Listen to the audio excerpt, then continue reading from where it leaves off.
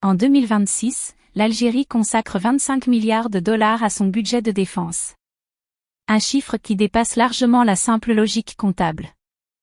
Lorsqu'un État mobilise près de 20% de ses ressources budgétaires pour son institution militaire, il ne s'agit pas d'un ajustement technique. Il s'agit d'un choix stratégique structurant, d'un signal envoyé à la région, aux partenaires internationaux et aux opinions publiques. La question n'est donc plus seulement combien l'Algérie dépense. La véritable interrogation est la suivante: que signifie cette trajectoire dans un environnement géopolitique en recomposition accélérée? Depuis plusieurs années, Alger suit une montée en puissance méthodique. Ce mouvement n'est ni improvisé ni soudain.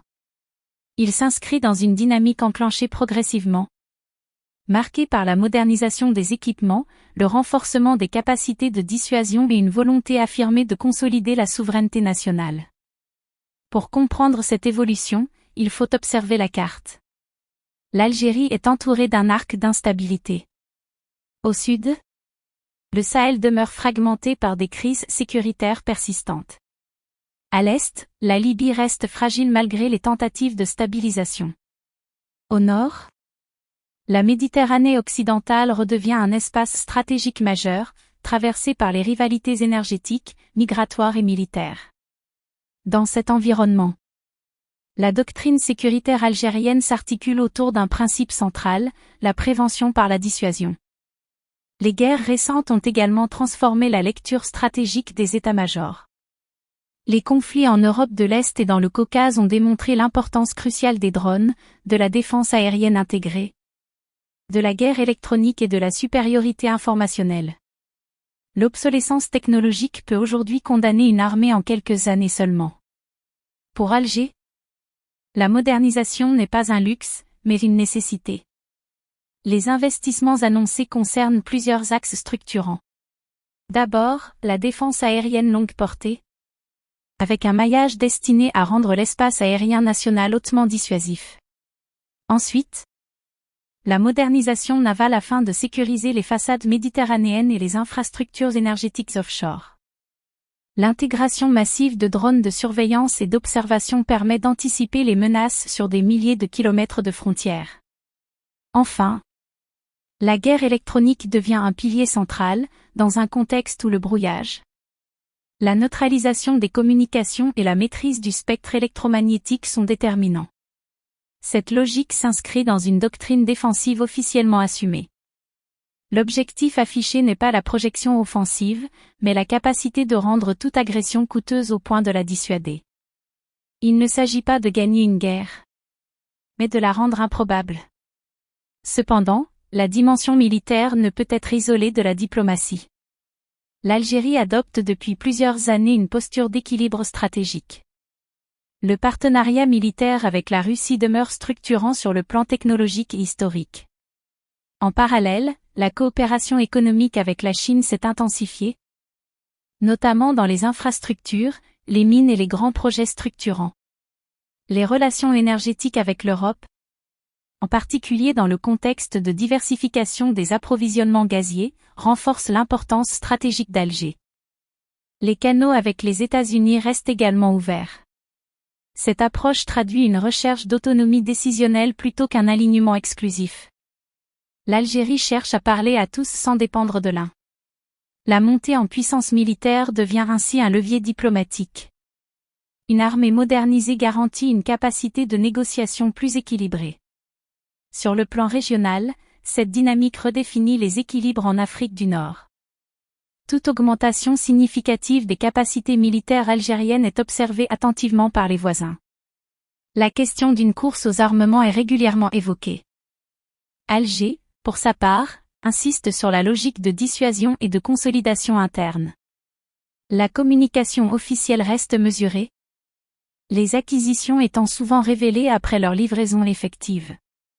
Au-delà de la région, l'impact se fait sentir en Europe. Le fait que le budget militaire algérien atteigne un ordre de grandeur comparable, voire supérieur, à celui de certains États européens suscite des débats stratégiques. Ce n'est pas seulement le montant qui interpelle, mais ce qu'il symbolise, l'affirmation d'une autonomie stratégique complète, y compris dans le domaine de l'armement. Historiquement, les équilibres militaires régionaux ont longtemps été influencés par les fournisseurs occidentaux d'équipements. En diversifiant ses partenariats et en développant des capacités industrielles locales, l'Algérie réduit sa dépendance externe. La volonté d'industrialisation militaire, de maintenance locale et de production partielle d'équipements marque une étape supplémentaire vers l'autosuffisance. La dimension économique du débat demeure centrale. Consacrer 20% des dépenses nationales à la défense pose inévitablement la question des priorités internes. Emploi, développement, diversification économique et attentes sociales constituent des enjeux majeurs. Les autorités avancent un argument clair: la stabilité sécuritaire est la condition préalable à tout développement durable.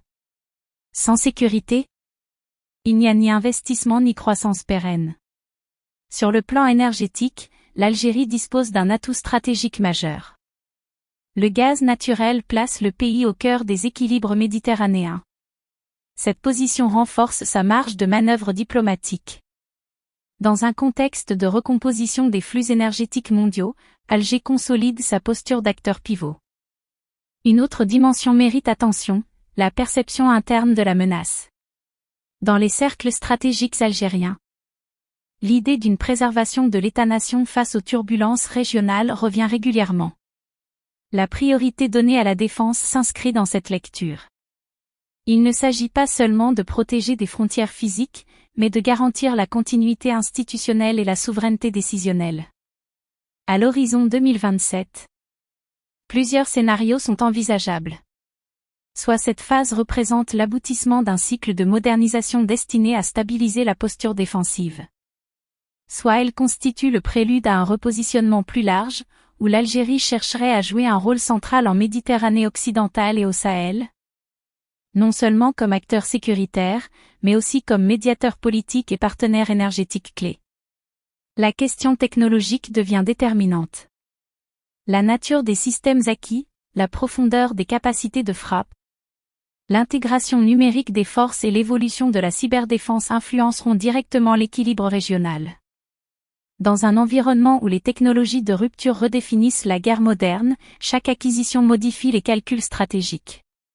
Ainsi, le débat dépasse le simple montant budgétaire. Il porte sur la direction stratégique choisie par Alger. Le message envoyé est clair: la souveraineté est considérée comme non négociable, et sa garantie passe par une capacité militaire crédible. L'Algérie ne se présente pas comme une puissance expansionniste. Elle se positionne comme un acteur déterminé à préserver son autonomie dans un monde fragmenté. Cette posture peut être interprétée différemment selon les capitales, mais elle traduit une évolution profonde des rapports de force en Méditerranée et en Afrique du Nord. En définitive, 25 milliards de dollars ne sont pas seulement une ligne budgétaire. Ils incarnent une vision stratégique. Une vision qui associe défense, diplomatie, énergie et industrialisation dans une même architecture de souveraineté. Reste à savoir si cette architecture renforcera durablement la stabilité régionale ou si elle alimentera de nouvelles dynamiques compétitives. Dans tous les cas, le paysage géopolitique maghrébin et méditerranéen entre dans une phase de recomposition où l'Algérie entend peser pleinement.